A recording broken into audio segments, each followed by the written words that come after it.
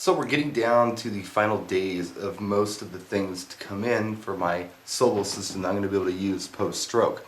The speakers, the mixing board cases, all that stuff. But what I haven't taken into consideration until now is cable management. Now, I never was a great cable wrapper, but now I get to do it with one arm.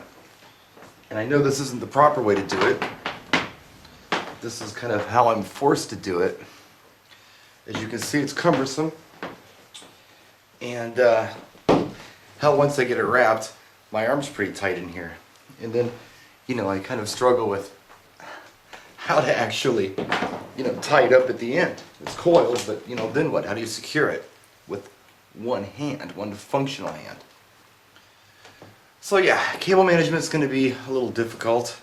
I don't know exactly how it's going to work. Here's what I managed to do with the 25 footer. It's still not very pretty and I haven't wrapped it yet.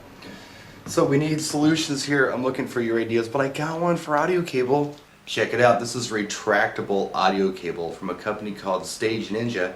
Take a look at this. I was with Ryan Berger back at NAMM probably in about 2009. We met these guys. They hooked me up with a sample and I was going to do a video for them and I never did. It just sat on the shelf forever. And now I'm thinking, I need a solution, and here it is right in front of me. This is pretty cool. One side, of course, is male, one side is female. Let me show you how it works. Now, here's how it would work for me. Of course, I'm using one hand. Usually you put your hand on the handle and you operate this thing. I can't do that, though. One hand only. Got this little coil, this cable coil on the side. You unwrap this short, I don't know what it is, a 5 or 6 foot cable. This is actually your mail-in that would go into your speaker. So you put that in your speaker.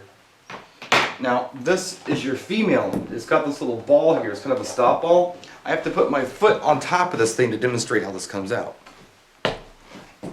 Now, you start pulling the cable out. This little ball slips down and works as a brake. So it doesn't recoil on you before you got as much cable as you need. So there we go. We can pull as much cable out as we need and plug this in to our mixing board. Now, at the end of the night when we're all done, we grab this little ball, bring it up to the top,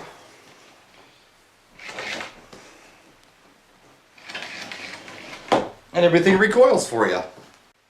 The only bit I have to worry about is wrapping up this bit on the side.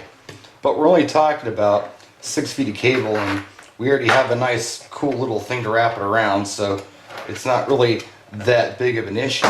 Now, you can get these audio cable setups like this, where it's either, like, maybe it's female on this side and male on the other, if that's how you want to do it. It doesn't really matter. There's a little clip here. There we go. Cable's wrapped. So I'm going to pick up another one of these bad boys. We can go to stereo left and right speakers. Might pick up 2 more if I run a sub. We'll have to see. I also need extension cords. Stage Ninja does make retractable extension cords. The only problem is they're like 40-50 feet. They look a little big. I don't know. I'm going to have to research a little bit. If you've got a good solution to my extension cord dilemma, let me know. Ultimately, I'm going to need a cord going to my mixing board computer light controller, and then I'll need 2 separate cords going to each side where my speakers are, and lights will also plug in there too.